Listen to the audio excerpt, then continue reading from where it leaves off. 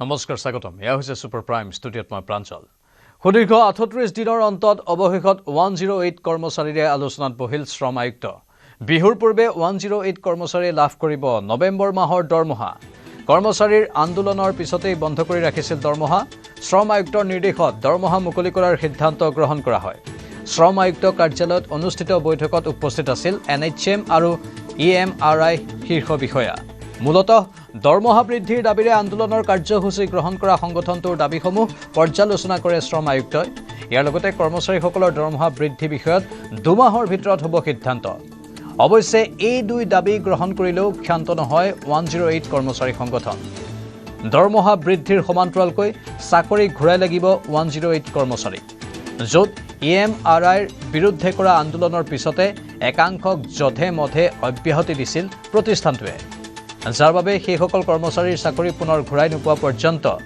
আন্দোলনৰ কাৰ্যসূচী বন্ধ নহয় বুলি হুংকাৰ সংগঠনৰ নেতৃত্বৰ অৱশ্যে এই বিষয়ত অচিৰেই কৰ্মচাৰীসকলৰ সৈতে আলোচনাত মিলিত হ'ব EMRI কৰ্তৃপক্ষ যদি EMRIৰ সৈতে সঠিক বুজাবুজি হয় তেন্তে নিশ্চয় অৱসান হ'ব দীৰ্ঘদিনীয়া প্ৰতিবাদৰ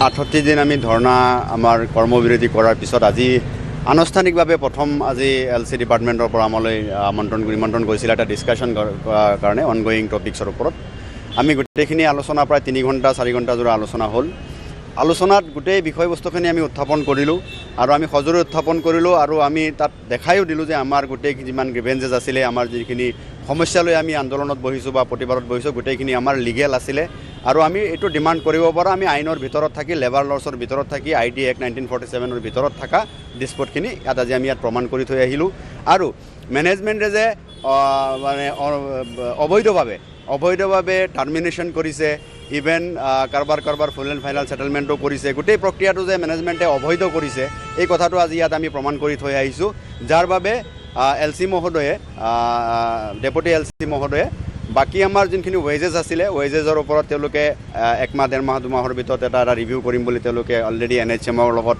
ডিছকাশ্যন এটা তেওঁলোকে কৰিব এইটো এটা বেলেগ এটা প্ৰচেছ তেওঁলোকে কৰিব বাকী যিখিনি অবৈধ টাৰ্মিনেশ্যন কৰিছে সেই অবৈধ টাৰ্মিনেশ্যনখিনি উঠাই লোৱাৰ বাবে জীৱিকাক উঠাই লোৱাৰ বাবে বাইলেটাৰ এটা আলোচনাৰ জৰিয়তে দুয়োপক্ষৰ মাজত আলোচনাৰ 2 দিনৰ ভিতৰত দুটা আলোচনাৰ মাজেৰে গোটেই প্ৰক্ৰিয়াটো শেষ কৰিবলৈ তেওঁলোকে LCয়ে মেনেজমেণ্টক আৰু আমাক জনাইছে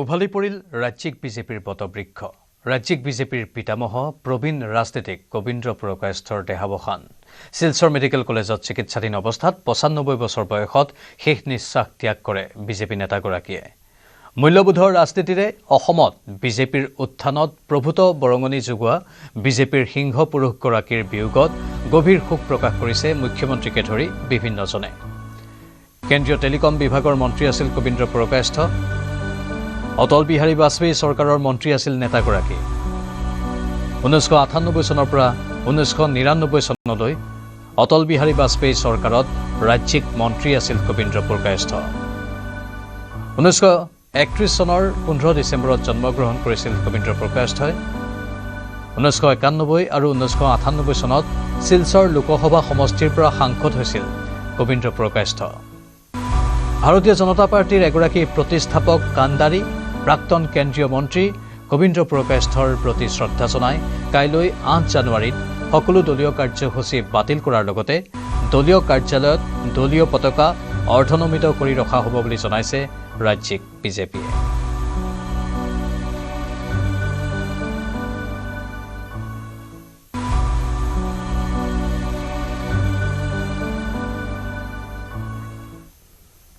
অসমত মধ্যপ্ৰদেশৰ মুখ্যমন্ত্ৰী মোহন যাদৱ মধ্যপ্ৰদেশৰ মুখ্যমন্ত্ৰীৰ মুখত হিমন্ত বিশ্ব শৰ্মাৰ প্ৰশংসা হিমন্ত বিশ্ব শৰ্মাৰ দক্ষতাক লৈ পঞ্চমুখ মোহন যাদৱ মুখ্যমন্ত্ৰীৰ নেতৃত্বত চৰকাৰে ভাল কাম কৰি আছে বুলি মন্তব্য মধ্যপ্ৰদেশৰ মুখ্যমন্ত্ৰীৰ অসম কৃষিভিত্তিক সুযোগৰ উত্তম ঠাই বুলি মন্তব্য বৃহস্পতিবাৰে গুৱাহাটীত ভাৰত চৰকাৰৰ এক অনুষ্ঠানত ভাগ ল'ব মোহন যাদৱে অসমত হস্ততাঁতৰ ক্ষেত্ৰতো ভাল কাম হৈছে বুলি শলাগ ল'লে মোহন যাদৱে অসম চৰকাৰৰ সৈতে বন্যপ্ৰাণী বিনিময়ৰ এক বুজাবুজিৰ চুক্তি স্বাক্ষৰ কৰিব মোহন যাদৱে বিমান বন্দৰত মধ্যপ্ৰদেশৰ মুখ্যমন্ত্ৰীক আদৰণি জনালে ৰাজ্য চৰকাৰৰ মন্ত্ৰী বিমল বৰাই। आज मैं असम में आया हूं और असम सरकार के माननीय मुख्यमंत्री श्रीमती हेमंत बिस्वा जी के नेतृत्व में सरकार बहुत अच्छा काम कर रही है। कल भारत सरकार के मंत्री के माध्यम से यहाँ हमारा कॉटन और बाकी कई प्रकार के दूसरे वस्त्रों के दृष्टि से का एक बड़ा कार्यक्रम है जिसमें मैं शामिल होना आया और यहाँ हैंडलूम का बहुत अच्छा काम होता है। हमारे यहाँ पर भी मध्य प्रदेश में भी होता है, लेकिन एग्रीकल्चर बेस इस तरह के कई प्रकार की संभावना का एक बड़ा अच्छा स्थान असम है। और साथ ही साथ वन्य जीव की संपदा को लेकर के भी हमारा एक MOU होने वाला है। परस्पर हम अपने वन्य प्राणियों का आदान प्रदान की भी कोई निर्णय करेंगे।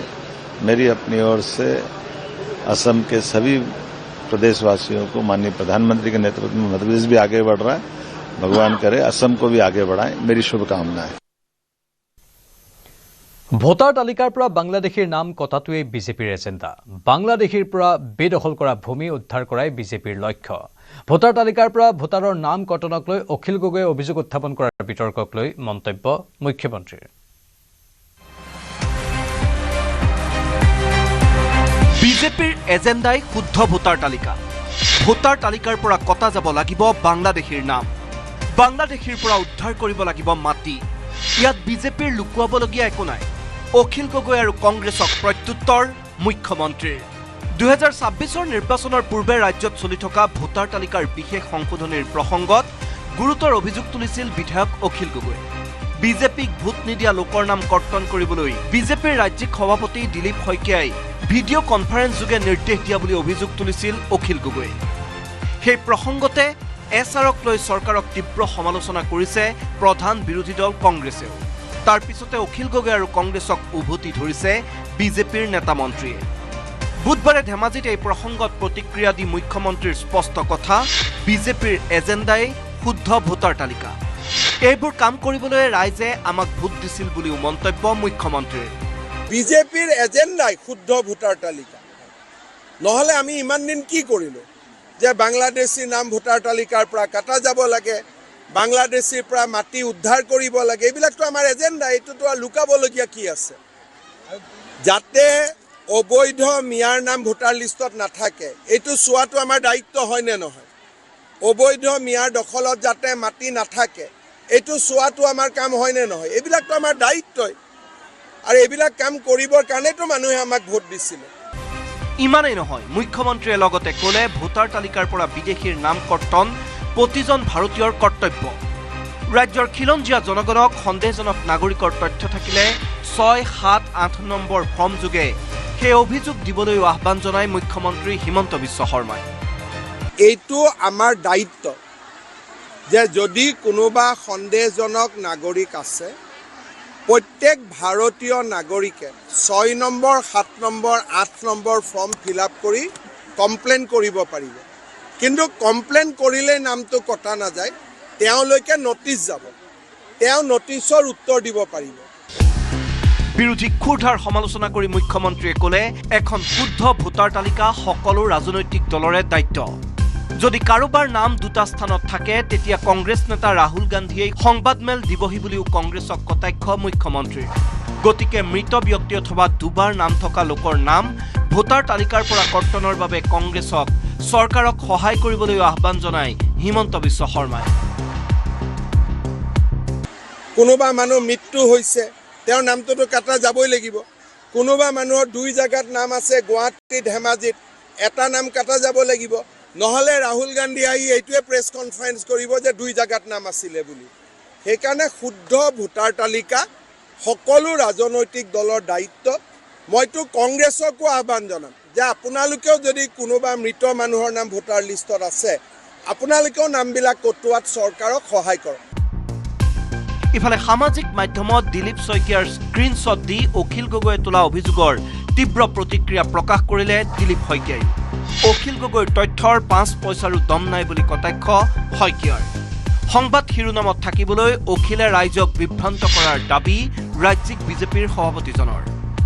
তেওঁলোকে ইয়াৰ আমি কৰা এখন ভাৰ্চুৱেল কনফাৰেন্সক তেওঁলোকে ৰাজনীতিৰ অস্ত্ৰ হিচাপে লৈছে, যাৰ নেকি 5 নিয়াৰো দাম নাই, 5 পইচাৰো দম নাই, কিন্তু তেওঁলোকৰ বক্তব্যত বেলেগ কথাবিলাক ফুটি উঠিছে। তেওঁলোকৰ নেৰেটিভটো কি? তেওঁলোকে কেৱল মিয়াক সুৰক্ষিত কৰিব লাগে, মিয়াৰ ভোট বেংক সুৰক্ষিত হ'ব লাগে তেওঁলোকৰ কাৰণে, আৰু মিয়াৰ নাম কাটা যাব নালাগে। এজন মিয়া লাগিলে হাজাৰ হাজাৰ খিলঞ্জীয়া মানুহৰ নাম কাটা যাওক, লুৰুণজ্যোতি গগৈ লাগে, অখিল গগৈকো লাগে, এইফালে আকৌ গৌৰৱ গগৈ ডাঙৰীয়া জনটো আছেই। একেদৰে অখিল গগৈৰ সমালোচনাত সৰব হ'ল মন্ত্ৰী পীযুষ হাজৰিকা আৰু মন্ত্ৰী অশোক সিংহলো। অখিলে পুৱা এটা কথা কয়, নিশা এটা কথা কয় বুলি সমালোচনা পীযুষ হাজৰিকাৰ। সমান্তৰালকৈ ভোটাৰৰ নাম কৰ্তন, জন্মদিনৰ কেক কটাৰ নিচিনা কাম নেকি বুলি অখিল গগৈক প্ৰশ্ন অশোক সিংহলৰ।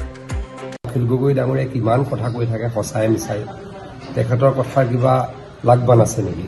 অখিল গগৈ ডাঙৰীয়াই ৰাতিপুৱা এটা কথা কয়, আবেলি এটা বদলাই দিয়ে, গতিকে তেখেতৰ কথা কিমান গুৰুত্ব দিব লগা আছে বুলি মই নাভাবোঁ। এজন বিধায়কে তেনেকৈ কথাবোৰ পাতল কৰিব নাপায়।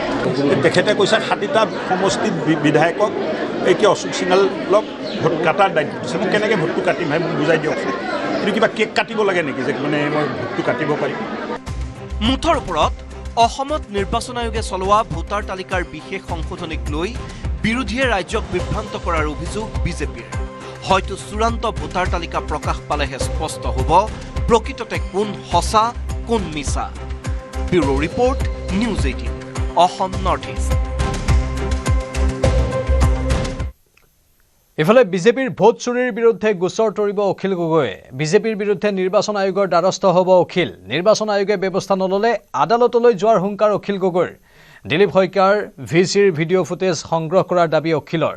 অখিলৰ অভিযোগ অসত্য প্ৰমাণ কৰিবলৈ বিজেপিক প্ৰত্যাহ্বান। অভিযোগ অসত্য প্ৰমাণ কৰিলে ৰাজনৈতিক জীৱন ত্যাগ কৰাৰ ঘোষণা অখিল গগৈৰ। বিজেপিৰ ৰাজ্যিক সভাপতি দিলীপ শইকীয়া ডাঙৰীয়াই যোৱা 4 জানুৱাৰী তাৰিখৰ দিনা সন্ধিয়া 8:01 পৰা কৰা যি সংবাদ তেওঁলোকৰ যি ভিচি আছিলে, দলীয় ভিচি আছিলে, সেই ভিচিৰ ভিডিঅ' জব্দ কৰিবৰ কাৰণে আমি নিৰ্বাচন আয়োগক অনুৰোধ জনাই স্মাৰকপত্ৰ প্ৰেৰণ কৰিম। এতিয়া মই যেতিয়া এই অভিযোগটো উত্থাপন কৰিলোঁ, তেতিয়া তেওঁলোকে নহয় বুলি অখিল গগৈ কথাৰ কোনো গুৰুত্ব নাই বুলি ক'ব খুজিছিলে। তেওঁলোকে ভিডিঅ' কনফাৰেন্সখনৰ কথাও চাগে অস্বীকাৰ কৰিলেহেঁতেন, কিন্তু মই ইতিমধ্যে ভিডিঅ' কনফাৰেন্সখনৰ কিছু ফটো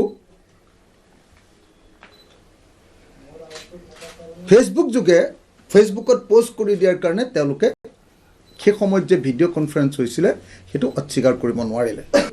আৰু মই দিলীপ শইকীয়া আৰু হিমন্ত বিশ্ব শৰ্মাক কেৱল প্ৰত্যাহ্বান জনাইছোঁ, যাতে এই যিটো ভিডিঅ' কনফাৰেন্স হৈছিলে সেই ভিডিঅ' কনফাৰেন্সৰ ভিডিঅ'টো যাতে নাইকিয়া কৰি নিদিয়ে, মই তেওঁলোকক আহ্বান জনাইছোঁ। আৰু মই যদি মিছা কথা কৈছোঁ বুলি প্ৰমাণিত কৰিব পাৰে, সেই ভিডিঅ'টো ৰিলিজ কৰি মই আজিয়ে বিধানসভাৰ সদস্য পদ ত্যাগ কৰিম। যি সময়ত তেওঁলোকে এই ভিডিঅ'টো ৰিলিজ কৰি এইটো মিছা বুলি প্ৰমাণিত কৰিব, মই সেইদিনাই বিধানসভাৰ সদস্য পদ ত্যাগ কৰিম। আৰু সদস্য পদ ত্যাগ কৰাই নহয়, ভাবিব পাৰে যে এমাহ আছে 2 মাহ আছে, সদস্য পদ ত্যাগ কৰিলে কি হ'ব। মই আৰু জীৱনত কেতিয়াও ৰাজনীতিত নিৰ্বাচন দেখিলোঁ, জীৱনত মই কেতিয়াও আৰু ইলেকশ্যন দেখিলোঁ। ৰাজ্যত বেদখলকাৰীৰ বিৰুদ্ধে উচ্ছেদ অভিযানৰ পিছতে পৰিৱৰ্তন হৈছে বহুকেইটা সমষ্টিৰ জনবিন্যাস। উচ্ছেদৰ পিছতে অঞ্চলটো এৰি গুচি গৈছে বেদখলকাৰী, যাৰ ফলত এতিয়া লাভৱান হ'ব নেকি বিজেপি? বিধানসভা নিৰ্বাচনৰ পূৰ্বে ৰাজ্যত বেদখলৰ বিৰুদ্ধে উচ্ছেদ। বহুকেইটা সমষ্টিত উচ্ছেদে সলনি কৰিছে জনবিন্যাস। উচ্ছেদ হোৱা সমষ্টিত লাভৱান হ'ব নেকি বিজেপি? বেদখলকাৰীৰ বিৰুদ্ধে ৰাজ্যৰ বহুকেইটা সমষ্টিত আগ্ৰাসী স্থিতি গ্ৰহণেৰে উচ্ছেদ অভিযান চলালে প্ৰশাসনে। এতিয়াও উচ্ছেদ অব্যাহত আছে বিভিন্ন অঞ্চলত। সৰুপথাৰ, পূব গোৱালপাৰা, বিলাসীপাৰা, ডিমৰীয়া, লখিমপুৰ, বৰহমপুৰ, ৰহা, চামগুৰি, তেজপুৰকে ধৰি কেইবাটাও সমষ্টিত চলিলে উচ্ছেদ অভিযান। সৰুপথাৰৰ উৰিয়াম ঘাটত চলিছিল প্ৰশাসনৰ বুলডোজাৰ। অসম নাগালেণ্ড সীমান্তৰ ৰেংমা বনাঞ্চলত উচ্ছেদ অভিযান চলোৱাৰ ফলত সেই স্থান এৰিবলগীয়া হ'ল বেদখলকাৰীয়ে। লোকসভা নিৰ্বাচনৰ ভোটাৰ তালিকাৰ অনুসৰি সৰু পথাৰত সৰ্বমুঠ ভোটাৰ 1,92,150 গৰাকী।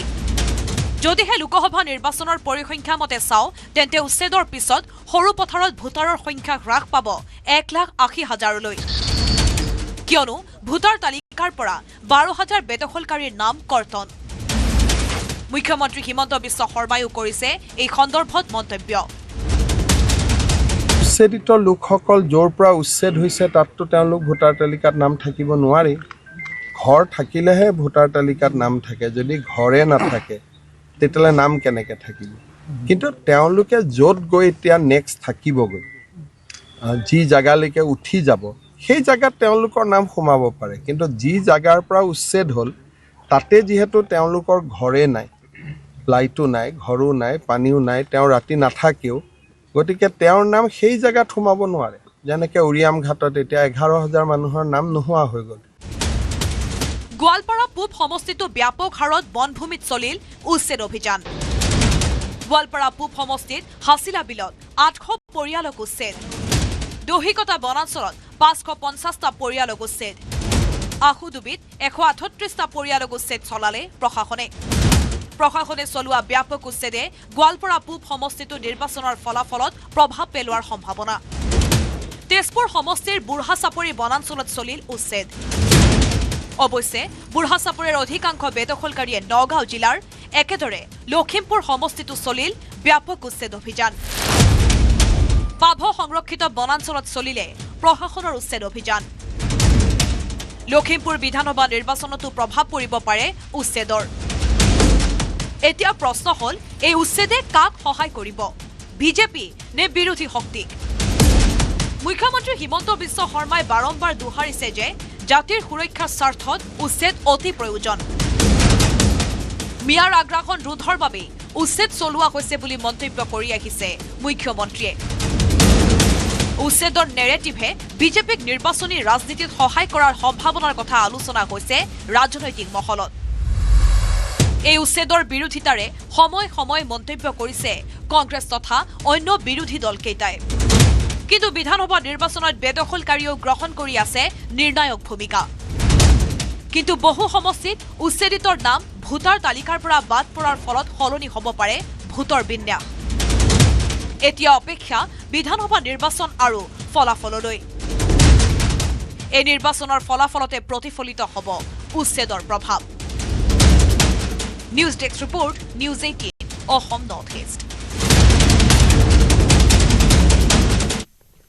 অসমৰ বাবে AICCৰ জ্যেষ্ঠ নিৰীক্ষক নিযুক্তি। অসমৰ বাবে 3গৰাকী জ্যেষ্ঠ নিৰীক্ষকক দায়িত্ব। ভূপেশ বাঘেলক অসমৰ জ্যেষ্ঠ নিৰীক্ষকৰ দায়িত্ব। DK শিৱকুমাৰ অসমৰ জ্যেষ্ঠ নিৰীক্ষক ৰূপে নিযুক্তি। অসমৰ জ্যেষ্ঠ নিৰীক্ষক হিচাপে নিযুক্তি বন্ধু তিৰ্কীক। পুনৰবাৰ জনাইছোঁ, অসমৰ বাবে অল ইণ্ডিয়া কংগ্ৰেছ কমিটিৰ জ্যেষ্ঠ নিৰীক্ষক নিযুক্তি দিয়া হৈছে। অসমৰ বাবে 3গৰাকী জ্যেষ্ঠ নিৰীক্ষকক দায়িত্ব দিয়া হৈছে। ভূপেশ বাঘেলক অসমৰ জ্যেষ্ঠ নিৰীক্ষকৰ দায়িত্ব, সমান্তৰালভাৱে DK শিৱকুমাৰকো অসমৰ জ্যেষ্ঠ নিৰীক্ষকৰ দায়িত্ব। ইফালে অসমৰ জ্যেষ্ঠ নিৰীক্ষকৰ দায়িত্ব দিয়া হৈছে বন্ধু তিৰ্কীকো।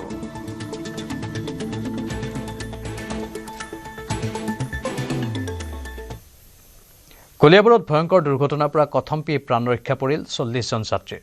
যান্ত্ৰিক বিজুতিৰ ফলত বাছৰ ইঞ্জিনত জুইৰ সূত্ৰপাত ঘটে। ইঞ্জিনত জুইৰ সূত্ৰপাত হোৱাত বাছ যাত্ৰীসকলৰ মাজত হোৱা দোৱা লাগে। বাছৰ পৰা নামি কোনোমতে প্ৰাণ ৰক্ষা পৰিল যাত্ৰীসকলৰ। কলিয়াবৰৰ হাতীয়েখোৱাত সংঘটিত হয় এই দুৰ্ঘটনা। কলিয়াবৰ অগ্নিনিৰ্বাপক বাহিনীৰ দলে জুই নিয়ন্ত্ৰণ কৰিবলৈ সক্ষম হয়। ডিমাপুৰৰ পৰা কলিয়াবৰৰ চুলুঙৰ সদ্ভাৱন সন্মিলনলৈ আহিছিল যাত্ৰীসকল।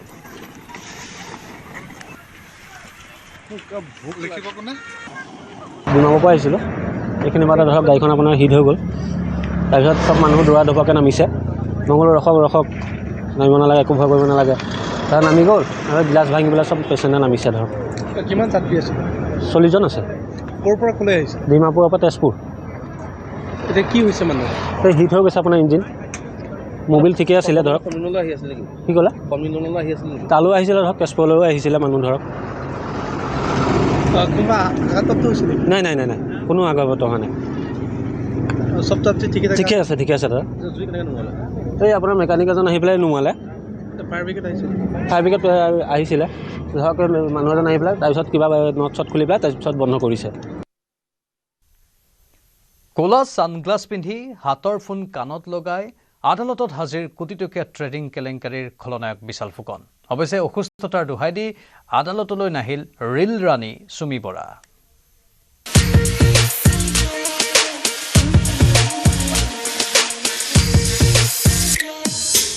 আদালতৰ চৌহদত নামিল কোটিটকীয়া কেলেংকাৰীৰ খলনায়ক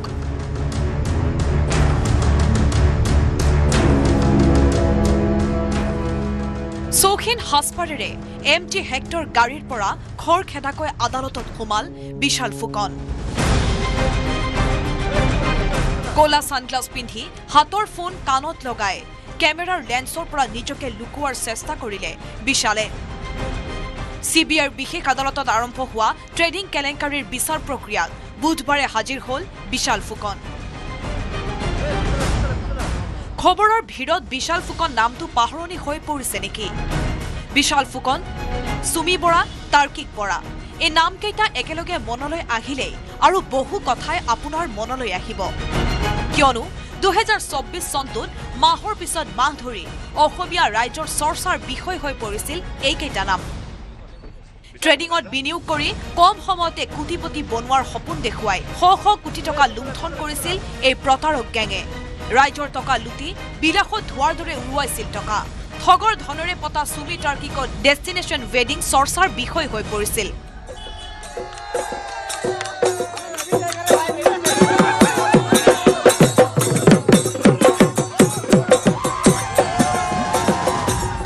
চৰ্চাৰ বিষয় হৈ পৰিছিল সুমি আৰু বিশালৰ ব্যক্তিগত সম্পৰ্ক বিনিয়োগৰ ধন উভতাই নাপাই এই চক্ৰটোৰ বিৰুদ্ধে আৰক্ষী থানাত গোচৰ ৰুজু কৰিছিল প্ৰতাৰিত সৰ্বস্বান্ত ভুক্তভোগীয়ে এই গোচৰৰে আৰম্ভ হৈছে বিচাৰ প্ৰক্ৰিয়া গুৱাহাটীৰ এখন CBIৰ বিশেষ আদালততে বুধবাৰে আৰম্ভ হ'ল কোটিটকীয়া ট্ৰেডিং কেলেংকাৰীৰ বিচাৰ প্ৰক্ৰিয়া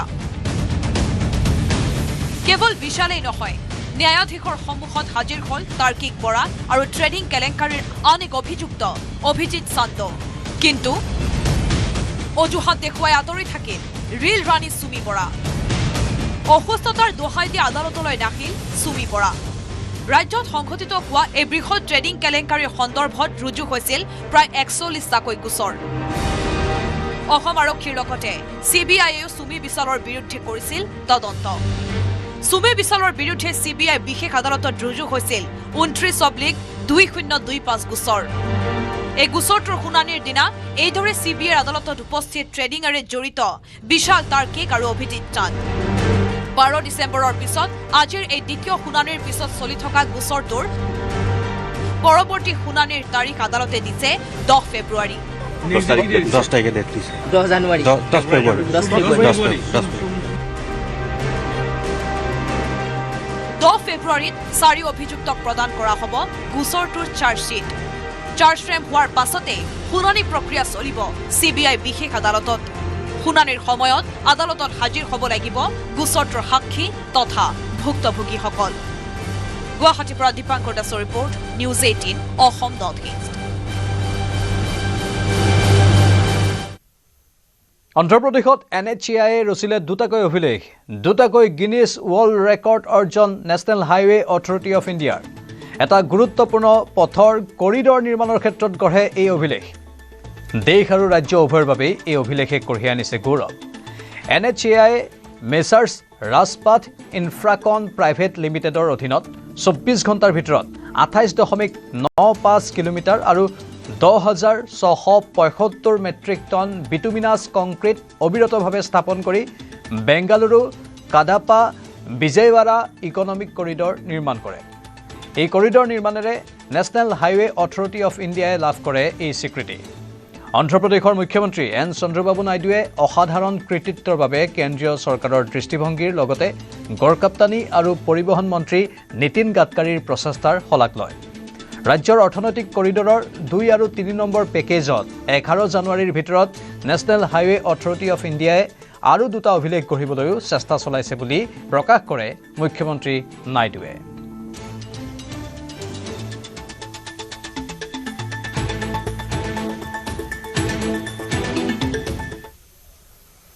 লাক্সেমবাৰ্গত বিদেশ মন্ত্ৰী এছ জয়শংকৰৰ উদাত্ত ভাষণে মোহিলে বিদেশী নেতাসকলক। অপাৰেশ্যন সিন্দুৰত ভাৰতৰ কাৰ্যকলাপ সন্দৰ্ভত দিয়ে ভাষণ। অপাৰেশ্যন সিন্দুৰক লৈ চলা পশ্চিমীয়া সমালোচনাক ক্ষুৰধাৰ সমালোচনা কৰে জয়শংকৰে। তেওঁ যুক্তি আগবঢ়ায় যে একাংশ পশ্চিমীয়া দেশে জোৰ দি কথা কয়, কিন্তু নিজৰ স্বাৰ্থ পূৰণ হ'লেহে কাম কৰে। লাক্সেমবাৰ্গত ভাৰতীয় সম্প্ৰদায়ৰ সৈতে হোৱা বৈঠকৰ সময়ত বিদেশ মন্ত্ৰী এছ জয়শংকৰে কৰে এই মন্তব্য। জয়শংকৰে কয়, দক্ষিণ এছিয়াৰ পৰা বহু দূৰত বহি থকা বহু দেশী প্ৰায়ে স্পৰ্শকাতৰ বিষয়ত মন্তব্য দিবলৈ লৰালৰি কৰে। স্থলভাগৰ প্ৰসংগটো সম্পূৰ্ণৰূপে বুজি নোপোৱাকৈ আনকি নিজৰ আঞ্চলিক প্ৰত্যাহ্বানৰ কথাও চিন্তা নকৰে। আজিৰ যুগত দেশসমূহে কাম কৰিব যদিহে ইয়াৰ প্ৰত্যক্ষ লাভ তেওঁলোকে পায়। তেওঁলোকে আপোনাক বিনামূলীয়া পৰামৰ্শ আগবঢ়াব। কিবা এটা হ'লে তেওঁলোকে ক'ব, অনুগ্ৰহ কৰি তেনেকুৱা নকৰিব, ই আমাক চিন্তিত কৰে। আপুনি চিন্তিত হোৱাৰ পূৰ্বে নিজৰ অঞ্চলটোলৈ চাই নিজকে সোধক, তাত হিংসাৰ মাত্ৰা কিমান। নিজকে সোধক, কিমান প্ৰত্যাহ্বান লোৱা হৈছে। আপুনি কি কৰিছে সেই বিষয়ে আমাৰ বাকীসকলৰ কিমান চিন্তা সেয়া সোধক। এই মন্তব্যৰে সৰব হৈ পৰে বিদেশ মন্ত্ৰী এছ জয়শংকৰ। বিশেষকৈ শেহতীয়াকৈ ৰাষ্ট্ৰপতি ডোনাল্ড ট্ৰাম্পৰ অধীনত ভেনিজুৱেলাত আমেৰিকাই চলোৱা অভিযানত ৰাষ্ট্ৰপতি নিকোলাছ মাডুৰো আৰু তেওঁৰ পত্নী চিলিয়া ফ্লৰেছক কাৰাকাছত বন্দী কৰি নিউয়ৰ্কলৈ লৈ যোৱাৰ সময়তেই জয়শংকৰে কৰে এই কটাক্ষ। আনহাতে আমেৰিকাৰ মধ্যস্থতাতেই ভাৰত আৰু পাকিস্তানৰ মাজত যুদ্ধবিৰতি স্থাপন কৰাত সহায় কৰা বুলিও ট্ৰাম্পে বাৰে বাৰে দাবী কৰি আহিছে, যিটো কথা ভাৰতে নাকচ কৰিছে বাৰম্বাৰ। In this day and age, countries are more, I don't want to say they become more selfish, but they will do things only if it is of direct benefit to them. They will offer you free advice. If something happens, they'll say, no, please don't do that. It worries us if there is tension. Sometimes you hear people saying, like it happened during Operation Sindhu. Now, if you ask them, saying, oh, really, you're worried? Why don't you look at your own region and ask yourself, what are the levels of violence there? How much risks have you taken? How much worry the rest of us have about what you are doing? But, that's the nature of the world. People, what they say is not what they do. And we have to accept it in that spirit as well. ভেনিজুৱেলাৰ ওচৰলৈ submarine প্ৰেৰণ ৰাছিয়াৰ। আমেৰিকাই লক্ষ্য কৰি লোৱা ট্ৰেংকাৰক সুৰক্ষা প্ৰদানৰ বাবে প্ৰেৰণ কৰা হৈছে ছাবমেৰিন। ভেনিজুৱেলাৰ ওচৰত আমেৰিকাৰ কোষ্ট গাৰ্ডে জব্দৰ চেষ্টা কৰা তেলৰ টেংকাৰ এখনক সুৰক্ষা দিবলৈ ৰাছিয়াই ছাবমেৰিন আৰু অন্যান্য নৌসেনা নিয়োগ কৰিছে। এয়া ৰাছিয়া আৰু আমেৰিকাৰ মাজত হোৱা বিৰল মুখামুখি। জাহাজখনে ইৰাণী আৰু ৰাছিয়ান তেল কঢ়িয়াই নিয়াৰ অভিযোগ উত্থাপন কৰিছে আমেৰিকাই। আমেৰিকাই জাহাজখনক লক্ষ্য কৰি লোৱা ঘটনাক অযুক্তিকৰ আখ্যা দিছে ৰাছিয়াই। দুসপ্তাহে আমেৰিকাৰ কোষ্ট গাৰ্ডৰ পৰা পলায়ন কৰি আছে টেংকাৰখনে। ডিচেম্বৰত আমেৰিকাৰ কোষ্ট গাৰ্ডে জাহাজখন ভেনিজুৱেলাত ডকিং কৰি তেল ভৰোৱাত বাধা দিছিল। ৰাছিয়াই ট্ৰাম্প প্ৰশাসনক জাহাজখনৰ পিছে পিছে যোৱাটো বন্ধ কৰিবলৈ দাবী জনাইছে।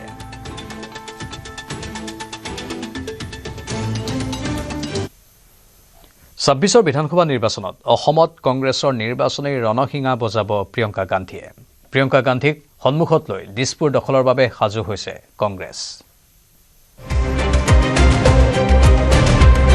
ৰাহুল গান্ধীয়ে নোৱাৰিলে প্ৰিয়ংকা গান্ধীয়ে পাৰিবনে? ২৬ৰ বিধানসভা নিৰ্বাচনত অসমত কংগ্ৰেছৰ নিৰ্বাচনী ৰণসিঙা বজাব প্ৰিয়ংকা গান্ধীয়ে। কেৱল কংগ্ৰেছৰ প্ৰাৰ্থী বাছনিয়ে নহয়, কংগ্ৰেছক এইবাৰ নিৰ্বাচনত সন্মুখৰ পৰা নেতৃত্ব দিব প্ৰিয়ংকা গান্ধীয়ে। প্ৰিয়ংকা গান্ধীক সন্মুখত লৈ দিছপুৰ দখলৰ বাবে সাজু হৈছে কংগ্ৰেছ। অসমকে ধৰি প্ৰতিখন ৰাজ্যতে লজ্জাজনকভাৱে বিফল হৈছে কংগ্ৰেছৰ ৰাজপুত্ৰ ৰাহুল গান্ধী। ৰাহুলৰ স্থানত এইবাৰ অসমত কংগ্ৰেছৰ নিৰ্বাচনী ধ্বজা উৰুৱাবলৈ আহিব প্ৰিয়ংকা গান্ধী। প্ৰিয়ংকা গান্ধীয়ে দিব কংগ্ৰেছৰ টিকট। প্ৰিয়ংকা গান্ধীয়ে হ'ব কংগ্ৰেছৰ ১ নম্বৰ ষ্টাৰ কেম্পেইনাৰ। ইতিমধ্যে প্ৰিয়ংকা গান্ধীৰ প্ৰচাৰসূচী চূড়ান্ত কৰিবলৈ তৎপৰ হৈছে কংগ্ৰেছ দল। ক'ত কিমানখন নিৰ্বাচনী সভা কৰিব, কিমানটা ৰেলী কৰিব প্ৰিয়ংকাই, সকলো প্ৰায় চূড়ান্ত কৰিছে দলটোৱে। জানিব পৰা মতে অতি কমেও ৬খন নিৰ্বাচনী সভাত ভাগ ল'ব প্ৰিয়ংকা গান্ধীয়ে। কোন কোন সমষ্টিত প্ৰিয়ংকাই সভা কৰিব সেয়া চূড়ান্ত হোৱা নাই যদিও প্ৰিয়ংকাক আদৰিবলৈ উঠি পৰি লাগিছে কংগ্ৰেছৰ নেতা কৰ্মী। কিন্তু প্ৰশ্ন হৈছে, ৰাহুল গান্ধীয়ে যি নোৱাৰিলে সেয়া প্ৰিয়ংকাই কৰিব পাৰিবনে? বিজেপি শাসনলৈ অহাৰ পাছৰে পৰা কংগ্ৰেছৰ মজিয়াত প্ৰিয়ংকাক লৈ সৰব চৰ্চা চলি আছিল। বহু কংগ্ৰেছী নেতাই প্ৰিয়ংকাক দলৰ নেতৃত্ব লোৱাৰ বাবেও জনাইছিল আহ্বান। কিন্তু ৰাহুল গান্ধীক আঁতৰাই কংগ্ৰেছৰ দায়িত্ব প্ৰিয়ংকাক দিয়াৰ সাহস হোৱা নাছিল কংগ্ৰেছ দলৰ। অৱশেষত 2018 চনত সক্ৰিয় ৰাজনীতিত ভৰি তোলে প্ৰিয়ংকাই। তাৰ পাছত 2019 আৰু 2024 লোকসভা নিৰ্বাচনত প্ৰিয়ংকাই উঠি পৰি লাগে। বহুতেই প্ৰিয়ংকাৰ চেহেৰাত দেখে প্ৰাক্তন প্ৰধানমন্ত্ৰী ইন্দিৰা গান্ধীৰ ছাপ। কিন্তু ভবামতে প্ৰিয়ংকাই কংগ্ৰেছৰ উত্থানত যোগাব পৰা নাই কোনো বিশেষ অৱদান। ৰাষ্ট্ৰীয় স্তৰত বাদেই ৰাজ্যিক স্তৰতো প্ৰিয়ংকাৰ প্ৰদৰ্শন শোচনীয়। 2024 চনৰ লোকসভা নিৰ্বাচনত প্ৰিয়ংকা গান্ধীয়ে সমগ্ৰ দেশত 100ৰো অধিক সভা সমদল কৰিছিল। কংগ্ৰেছৰ আসন পূৰ্বতকৈ বাঢ়িল যদিও চৰকাৰ গঠন কৰিব পৰাকৈ ফলাফল আশাপ্ৰদ নহল। উত্তৰ প্ৰদেশৰ বিধানসভা নিৰ্বাচনতো কংগ্ৰেছৰ গুৰি পথা ধৰিছিল প্ৰিয়ংকাই, কিন্তু উত্তৰ প্ৰদেশত সেইবাৰ কংগ্ৰেছে পালে মাত্ৰ 2খন আসন। এইবাৰ অসমৰ নিৰ্বাচনত কংগ্ৰেছে প্ৰিয়ংকা গান্ধীক দিছে বিশেষ দায়িত্ব। কংগ্ৰেছে কি ভাবিছে? প্ৰিয়ংকা গান্ধীয়ে অসমত কংগ্ৰেছক উদ্ধাৰ কৰিব নে অসমৰ পৰা প্ৰিয়ংকাই নিজৰ ৰাজনৈতিক উত্থান ঘটাবলৈ সহজ হ'ব? এটা কথা হয় যে প্ৰিয়ংকাই দায়িত্ব ল'লে মিডিয়া ফকাছ বহু বেছি পাব অসমৰ কংগ্ৰেছে, কিন্তু প্ৰিয়ংকাক দায়িত্ব দিয়াক লৈ কি ভাবে অসমৰ মুখ্যমন্ত্ৰী হিমন্ত বিশ্ব শৰ্মাই? প্ৰিয়ংকা গান্ধীটো আগে পিছেও আহে। প্ৰিয়ংকা গান্ধী অসমত যোৱাবাৰ ইলেকশ্যনতো আহিছে, তাৰ আগৰবাৰো আহিছে, তাৰ আগৰবাৰো আহিছে। এতিয়া প্ৰিয়ংকা গান্ধীটো অসমত কিমান 20-25 বাৰটো অলৰেডি আহিয়ে গ'ল। গতিকে নতুনকৈ আৰু কি কৰিব মই নাজানো। যদি কিবা নতুন ভাষা তাষা শিকি আহিছে বোলে অসমীয়াত এইবাৰ ভাষণ দিব, এইটো বেলেগ কথা। কিন্তু তেওঁতো ইয়াত অহাটোতো পুৰণা কথা। যোৱাবাৰতো চাহ বাগিচাতো গৈছে, ৰাণাইতো জানে যোৱাবাৰ বাগিচাৰ ভিতৰত গৈছে, বাগিচাত ফটো উঠিছে, এইবিলাকতো এবাৰ পাত ছিঙিছে, এবাৰতো হৈ গৈছে এইবিলাক। এইবাৰ নতুন কি কৰে সেইটো বেলেগ কথা। উল্লেখ্য যে ৰাহুলক আঁতৰাওক, প্ৰিয়ংকাক আনক, কংগ্ৰেছত এই ধৰণৰ এটা কেম্পেইন বহুদিন ধৰি আছে। ৰাহুল গান্ধীয়ে দেশজুৰি 100ৰো অধিক নিৰ্বাচনত কংগ্ৰেছক নেতৃত্ব দিছে, কিন্তু সকলোতে বিশাল শূন্যৰ বাহিৰে একো নাই। অৱশেষত ৰাহুলে নিজেই সভাপতিৰ পদ ত্যাগ কৰি ৰণক্ষেত্ৰৰ পৰা এক প্ৰকাৰ পলায়ন কৰিছে। গতিকে প্ৰিয়ংকাক প্ৰক্ষেপ কৰাৰ বাহিৰে কংগ্ৰেছৰ হাতত কোনো বিকল্প নাই। পিছে ৰাহুলৰ ব্যৰ্থতাৰ গ্লানি ভগ্নী প্ৰিয়ংকাই আঁতৰাব পাৰিবনে নাই, সেয়া হৈছে কোটিটকীয়া প্ৰশ্ন। এটা কথা লক্ষণীয় যে বিগত সময়ত ৰাজনৈতিক পৰিমণ্ডলত প্ৰিয়ংকা গান্ধীয়ে সংসদৰ পৰা আৰম্ভ কৰি সকলোতে অতি সক্ৰিয় ভূমিকা পালন কৰিছে। কিন্তু নিৰ্বাচনী ৰাজনীতিত তেনেই নৱাগত প্ৰিয়ংকাই বিজেপিৰ হাতৰ পৰা দিছপুৰ আজুৰি আনিব পাৰিবনে? News desk report, news 18 Assam north east. Super প্ৰাইমত এইখিনিতে সময় বাণিজ্যিক বিৰতিৰ। এইটো মাইথান ষ্টিল নহয়। ওচৰ চুবুৰীয়াসকলে লগাইছে। ষ্ট্ৰং মানে মাইথান ষ্টিল।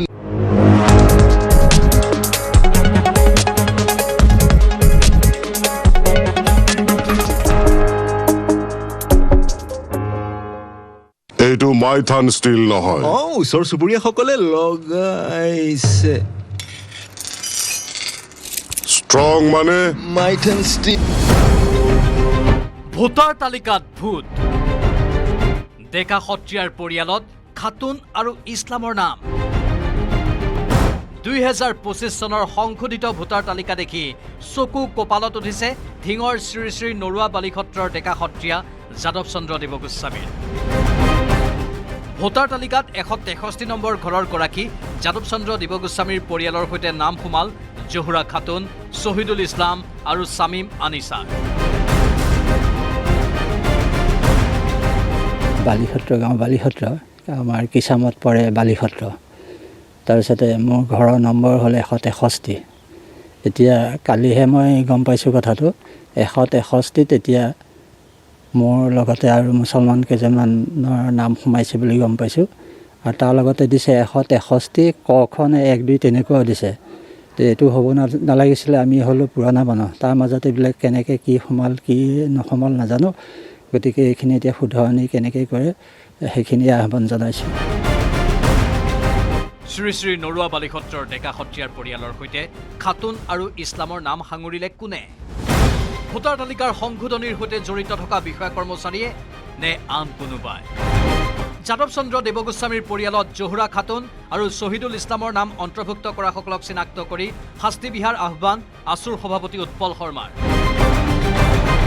কথাটো হৈছে কাৰ ভুলৰ কাৰণে এই ঘটনাটো সংঘটিত হ'বলৈ পালে তেওঁৰ বিৰুদ্ধে ব্যৱস্থা লোৱা হ'ল নে নহ'ল যি বিষয়া বা যি কৰ্মচাৰীৰ ভুলৰ কাৰণে অৱহেলাৰ কাৰণে গাফিলতিৰ কাৰণে অচিনাকি ব্যক্তিৰ নাম এই ধৰণেৰে বিশেষ সংশোধনৰ সময়ত ভোটাৰ তালিকাত সন্নিৱিষ্ট হ'ল তেওঁৰ বিৰুদ্ধে বিহিত ব্যৱস্থা ল'ব লাগে বা তেওঁলোকৰ বিৰুদ্ধে বিহিত ব্যৱস্থা ল'ব লাগে দ্বিতীয়তে 10 ফেব্ৰুৱাৰীত যিখন তালিকা প্ৰকাশ পাব তাত এইসকল লোকৰ নাম কৰ্তন হ'ব বুলি নিৰ্বাচন বিষয়াগৰাকীয়ে জনাইছে আমি তাত দৃষ্টি ৰাখিম যে কৰ্তন হ'ল নে নাই নগাঁৱৰ ঢিং সমষ্টিৰ দৰে নলবাৰীৰ বৰক্ষেত্ৰী সমষ্টিৰ সংশোধিত ভোটাৰ তালিকাটো ব্যাপক খেলিমেলি ভোটাৰ তালিকাৰ বিশেষ পুনৰীক্ষণত হাজাৰ হাজাৰ ভোটাৰলৈ নিৰ্বাচনী বিষয়াৰ জাননী শুনানিত হাজিৰ হোৱাৰ নিৰ্দেশ পালে নলবাৰী জিলা বিজেপিৰ সংখ্যালঘু মৰ্চাৰ সভাপতি সোণাবৰ আলীয়ে বিধায়ক দিগন্ত বৰ্মনৰ ভুলৰ বাবেই বৰক্ষেত্ৰী সমষ্টিৰ ভোটাৰ তালিকাত খেলিমেলি হোৱাৰ অভিযোগ সোণাবৰ আলীৰ বৰক্ষেত্ৰী সমষ্টিৰ যিজন বিধায়ক দিগন্ত বৰ্মন তেখেতৰ পিতৃৰ দিনত বৰক্ষেত্ৰী সমষ্টিৰ প্ৰায়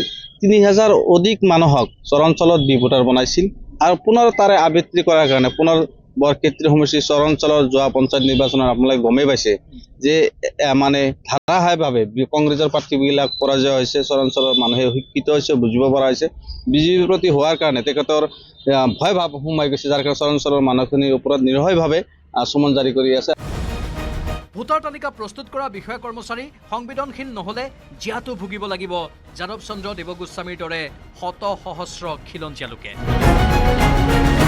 ৰূপহীহাটৰ পৰা মুজাম্মিল হকৰ সৈতে নলবাৰীৰ পৰা কৈলাশ ডেকাৰ report news 18 Assam north east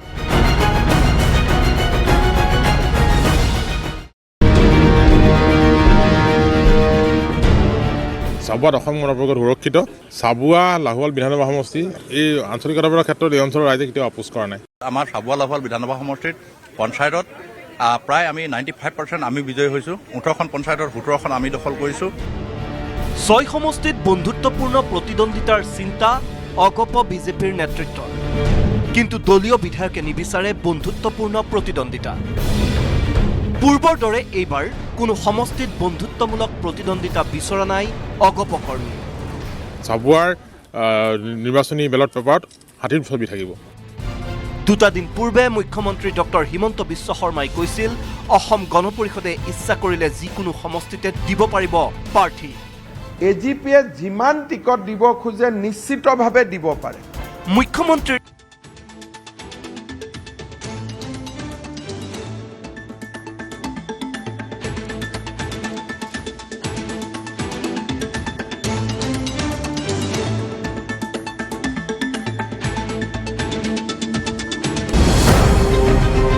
voter তালিকাত ভূত ডেকা সত্ৰীয়াৰ পৰিয়ালত খাতুন আৰু ইছলামৰ নাম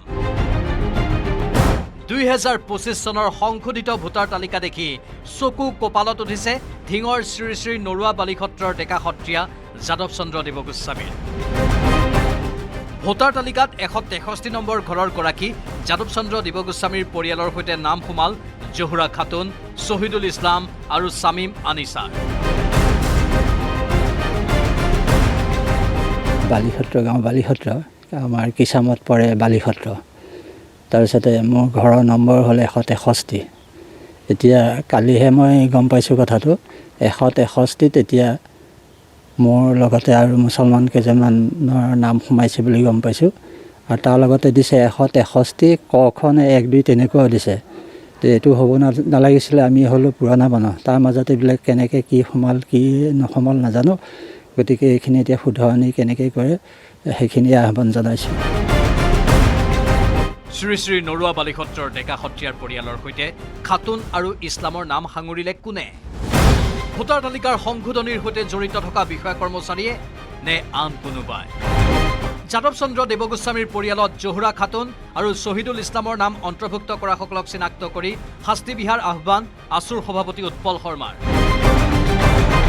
হৈছে কাৰ ভুলৰ কাৰণে এই ঘটনাটো সংঘটিত হ'বলৈ পালে তেওঁৰ বিৰুদ্ধে ব্যৱস্থা লোৱা হ'ল নে নহ'ল যি বিষয়া বা যি কৰ্মচাৰীৰ ভুলৰ কাৰণে অৱহেলাৰ কাৰণে গাফিলতিৰ কাৰণে অচিনাকি ব্যক্তিৰ নাম এই ধৰণেৰে বিশেষ সংশোধনৰ সময়ত ভোটাৰ তালিকাত সন্নিৱিষ্ট হ'ল তেওঁৰ বিৰুদ্ধে বিহিত ব্যৱস্থা ল'ব লাগে বা তেওঁলোকৰ বিৰুদ্ধে বিহিত ব্যৱস্থা ল'ব লাগে দ্বিতীয়তে 10 ফেব্ৰুৱাৰীত যিখন তালিকা প্ৰকাশ পাব তাত এইসকল লোকৰ নাম কৰ্তন হ'ব বুলি নিৰ্বাচন বিষয়াগৰাকীয়ে জনাইছে আমি তাত দৃষ্টি ৰাখিম যে কৰ্তন হ'ল নে নাই নগাঁৱৰ ঢিং সমষ্টিৰ দৰে নলবাৰীৰ বৰক্ষেত্ৰী সমষ্টিৰ সংশোধিত ভোটাৰ তালিকাটো ব্যাপক খেলিমেলি ভোটাৰ তালিকাৰ বিশেষ পুনৰীক্ষণত হাজাৰ হাজাৰ ভোটাৰলৈ নিৰ্বাচনী বিষয়ৰ জাননী শুনানিত হাজিৰ হোৱাৰ নিৰ্দেশ পালে নলবাৰী জিলা বিজেপিৰ সংখ্যালঘু মৰ্চাৰ সভাপতি সোণা বৰালীয়ে বিধায়ক দিগন্ত বৰ্মনৰ ভুলৰ বাবেই বৰক্ষেত্ৰী সমষ্টিৰ ভোটাৰ তালিকাত খেলিমেলি হোৱাৰ অভিযোগ সোণা বৰালীৰ বৰক্ষেত্ৰী সমষ্টিৰ যিজন বিধায়ক দিগন্ত বৰ্মন তেখেতৰ পিতৃৰ দিনত বৰক্ষেত্ৰী সমষ্টিৰ প্ৰায়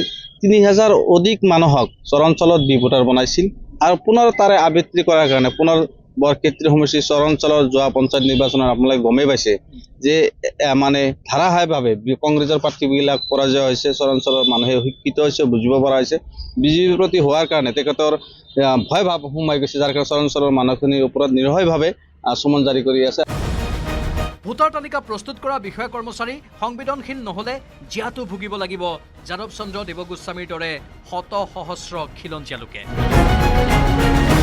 ৰূপহীহাটৰ পৰা মুজাম্মিল হকৰ সৈতে নলবাৰীৰ পৰা কৈলাশ ডেকাৰ report news 18 Assam north east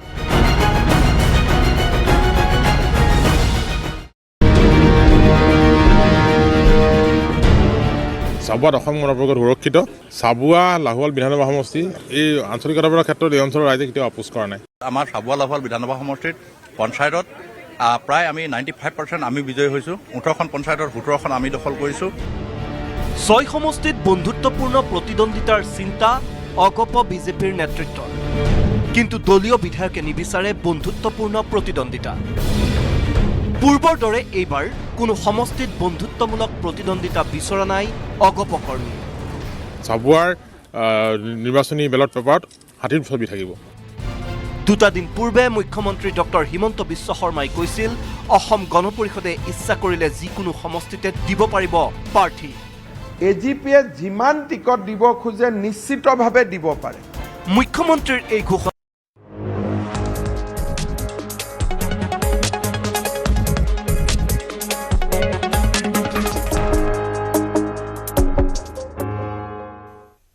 আপুনি চাই আছে ছুপাৰ প্ৰাইম ঘন কুঁৱলীয়ে বিপদ মাতিছে ৰাজ্যৰ পথচাৰীলৈ কুঁৱলীৰ ডাঠ আচ্ছাদনৰ বাবে ৰাজ্যৰ কেইবাটাও স্থানত সংঘটিত হয় পথ দুৰ্ঘটনা মৰিয়নি দবকা গহপুৰ কাজিৰঙাত দুৰ্ঘটনাত আহত বহুকেইজন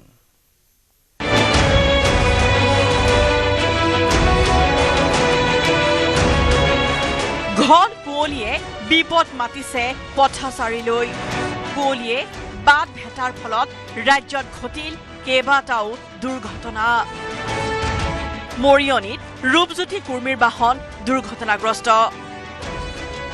গহপুৰ দবকা কাজিৰঙাৰ দুৰ্ঘটনাত আহত যাত্ৰী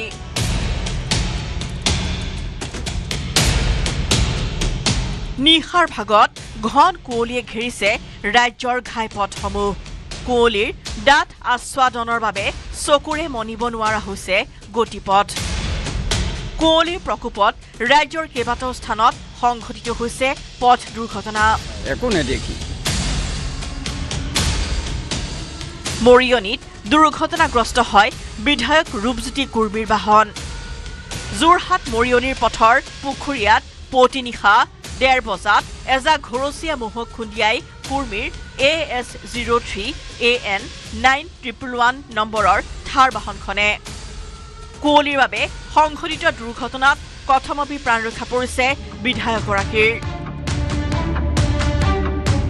গহপুৰত পথৰ দাঁতিত ৰখাই থোৱা ট্ৰাকত খুন্দিয়ালে আন এখন ট্ৰাকে দুৰ্ঘটনাটোত আঘাতপ্ৰাপ্ত হয় ট্ৰাকখনৰ চালক সম্প্ৰতি গহপুৰ চিকিৎসালয়ত চিকিৎসাধীন চালকজন আনহাতে দবকাৰ জাব্ৰাখোৱা ৰাষ্ট্ৰীয় ঘাইপথতো পুৱাই সংঘটিত হয় এক ভয়ংকৰ পথ দুৰ্ঘটনা দুৰ্ঘটনাত গুৰুতৰভাৱে আহত হয় 5 জনকৈ লোক কুঁৱলীৰ বাবে নিয়ন্ত্ৰণ হেৰুৱাই ৰাজপথতে বাগৰি পৰে বলেৰো পিকআপ বাহন আহতসকলক দবকাৰ এখন ব্যক্তিগত চিকিৎসালয়ত ভৰ্তি কৰা হয় ইফালে কাজিৰঙাত দুৰ্ঘটনাত পতিত হয় নাইট ছুপাৰ অনুৰাগ নামৰ নাইট ছুপাৰখন দুৰ্ঘটনাগ্ৰস্ত হৈ ঘাইপথৰ মাজতেই বহু সময় আবদ্ধ হৈ পৰাৰ ফলত বন্ধ হৈ পৰে উজনি নামনিৰ যাতায়াত কহৰা যান-বাহন আৰক্ষীয়ে বহু সময়ৰ পাছতহে মুকলি কৰিবলৈ সক্ষম হয় পথছোৱা bureau report, news 18, Assam north east. চাওঁতে চাওঁতে ওচৰ পালেহি হেঁপাহৰ ভোগালী বিহু। ভোগালীৰ আনন্দ ল'বলৈ সাজু হৈছে প্ৰতিজন অসমীয়া। পাকঘৰৰ পৰা পথাৰলৈ, জুহালৰ পৰা বজাৰলৈ সকলোতে দেখিবলৈ পোৱা গৈছে ভোগালীৰ উৎসাহ। ভোগালীক আদৰিবলৈ প্ৰস্তুতি চলাইছে অসমীয়াই।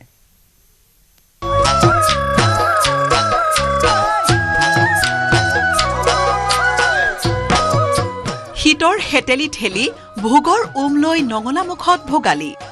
ঢেঁকীৰ চাবত গাঁৱে গাঁৱে উঠলিছে বিহুৰ উৎসাহ।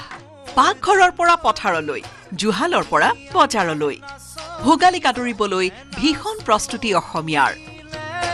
ঘন কুঁৱলীয়ে ৰাজ্যৰ আকাশ ঘেৰি হাৰলৈ কঁপাইছে অসমীয়া ৰাইজ। তাৰ মাজতেই অসমীয়াৰ মনত বৃদ্ধি পাইছে উৎসাহ।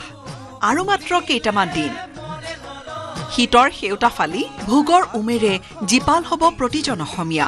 কপালৰ ঘাম বোৱাই, পথাৰৰ সোণগুটি চপাই আজৰি হোৱা অসমীয়াক ভোগৰ আনন্দ দিবলৈ আহিছে হেঁপাহৰ ভোগালী বিহু। এৰাব নোৱাৰা ব্যস্ততা গাঁৱৰ প্ৰতিটো পাকঘৰত। জীয়ৰী বোৱাৰী ব্যস্ত পিঠা পনা প্ৰস্তুতত। ঠেটুৱে লগা জাৰ নেওচি পথাৰত ভেলাঘৰ সজাত ব্যস্ত গাঁৱৰ ডেকা বুঢ়া। শিৱসাগৰত ভোগালীৰ আগমনত গা 7খন 8খন হৈছে মহিলাৰ। শিৱসাগৰৰ গ্ৰাম্যাঞ্চলৰ লগতে চহৰতো শুনা গ'ল ঢেঁকীৰ গুমগুমনি। উত্তৰণ নামৰ ক্ষুদ্ৰ উদ্যোগৰ মহিলাই আধুনিক ঢেঁকীৰে খুন্দিছে পিঠাগুৰি। প্ৰস্তুত কৰিছে হাজাৰ হাজাৰ পিঠা। বিহুত অতিথি শুশ্ৰূষাৰ লগতে বজাৰলৈও উলিয়াব এইসকল মহিলাই প্ৰস্তুত কৰা পিঠা। পিঠা প্ৰস্তুতৰ মাজতে বিহুগীত জুৰি উলাহ মহিলাসকলৰ। মাছে মাৰিবলৈ পদুম নিদো তোমাক, যাবলৈ পদুম নিদো তোমাক, যাবলৈ পদুম বোকা পানী লাগিব গাত। প্ৰথমে সকলোলৈকে আমাৰ ইংৰাজী নৱবৰ্ষৰ শুভেচ্ছা জনাইছোঁ নিউজ 18। আৰু লগতে আমাৰ ভোগালী বিহু, যিটো আমাৰ ভোগৰ ভোগালী বিহু, সকলোলৈকে শুভেচ্ছা জনাইছোঁ আপোনালোকৰ প্ৰতিজনলৈ। যিহেতু আমি ভোগালীৰ বিহু, যিহেতু আমাৰ ভোগৰ বিহু নহয় জানো, বিশেষকৈ শিৱসাগৰত আমি সকলো মহিলা যেনেকৈ গাঁৱত উৎফুল্লিত হৈ ঢেঁকীৰ মাত শুনিছে, ঠিক তেনেধৰণে আমাৰ শিৱসাগৰৰ মাজমজিয়াত আমি ঢেঁকীৰ মাতেৰে আমি নিজে খোৱাৰ লগতে, আমাৰ পৰিয়ালবৰ্গ খোৱাৰ লগতে, আমাৰ যিসকল ৰাইজ ধৰক চাকৰি কৰে বা তেনেকুৱা ধৰণৰ মানুহে প্ৰস্তুত কৰিব নোৱাৰে, আমি আয়োজন কৰিছোঁ। এতিয়া বৰ্তমান তিল পিঠা আৰু আমাৰ নাৰিকলৰ পিঠা আয়োজন কৰি আছোঁ। আৰু আমাৰ তিলৰ লাডু, নাৰিকলৰ লাডু, তেনেধৰণে আমাৰ বহুতখিনি পিঠা আমাৰ বৰা চাউলৰ পৰা নিৰ্মাণিত বা আমাৰ শালি চাউলৰ পৰা তেনেকৈ আমি নিৰ্মাণ কৰি থাকোঁ। ভোগালীৰ জলপানত সোৱাদ লগাবলৈ গহপুৰৰ কুঁহিয়াৰ শালত ব্যস্ত হৈছে গহপুৰৰ খেতিয়ক। কুঁহিয়াৰ পেৰি গুড় প্ৰস্তুতত উঠি পৰি লাগিছে গহপুৰৰ মৰাণবাৰীৰ এইসকল কৃষক। একে দৃশ্য বিশ্বনাথৰ জৰাবাৰীতো। উৎকৃষ্ট থলুৱা গুড় শালৰ পৰাই কিনিবলৈ ভিৰ কৰিছে ৰাইজে। বিহু পালেহি, আমি বিহুৰ কাৰণে প্ৰত্যেক বছৰৰ দৰে এইবছৰো যথেষ্টখিনি গুড়ৰ ব্যৱস্থা কৰিছোঁ ৰাইজৰ কাৰণে উলিয়াই দিবৰ কাৰণে। এতিয়া আমি প্ৰায় 40-50 টিং গুড় ৰেডি ৰাখিছোঁ। কাইলৈ পৰহিৰ পৰা বজাৰলৈ উলিয়াই দিয়া হ'ব। ভোগালী বুলিলেই থলুৱা মাছ মঙহেৰে একেলগে এসাঁজ খোৱাৰ আছে সুকীয়া মাদকতা। তেজপুৰৰ মিলনপুৰ কমাৰী চুবুৰীৰ 160 ঘৰৰ 700 লোকে একেলগে খাব উৰুকাৰ ভাত সাজ। তাৰে প্ৰস্তুতিৰে গাঁওখনৰ আদহীয়াসকলে সাজিছে ভেলাঘৰ।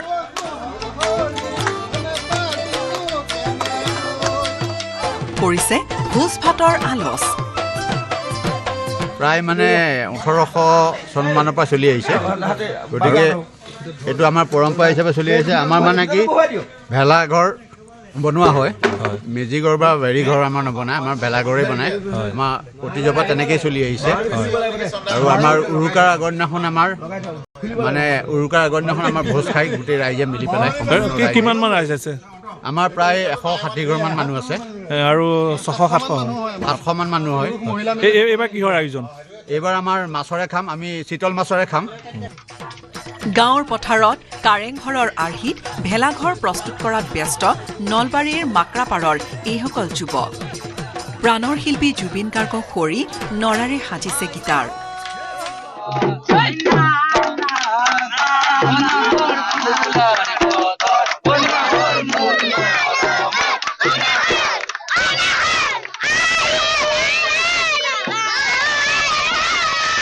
প্ৰতি বছৰৰ দৰে এইবাৰো আমি মাকৰাপাৰ নৱপ্ৰজন্মৰ উদ্যোগত কাৰেংঘৰ প্ৰস্তুত কৰিছোঁ। আচলতে আমাৰ এমাহ ধৰা প্ৰচেষ্টা এমাহত আমি ৰং যিহেতু নৰা কটা বিভিন্ন বাঁহ কটা এনেকুৱা অনুষ্ঠান কাৰেংঘৰ আমি প্ৰস্তুত কৰিছোঁ এমাহ ধৰি। কিমান মান এমাহ লাগিছে বাঁহ কিমান মান লগোৱা হৈছে? বাঁহ আমাৰ 50-60মান লগা হৈছে।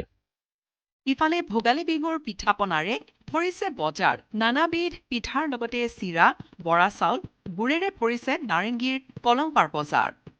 মহানগৰীৰ যান্ত্ৰিকতাৰ মাজেৰে শিপা খামোচাৰ চেষ্টা কৰিছে অসমীয়াই। হেতা ওপৰা লগাইছে ক্ৰেতাই।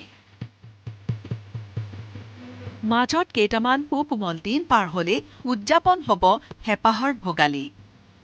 ৰং ৰইচৰে শীতৰ মাজতে ভোগৰ আনন্দ ল'বলৈ সাজু Asomiya. Bureau' report, news 18, Assam north east.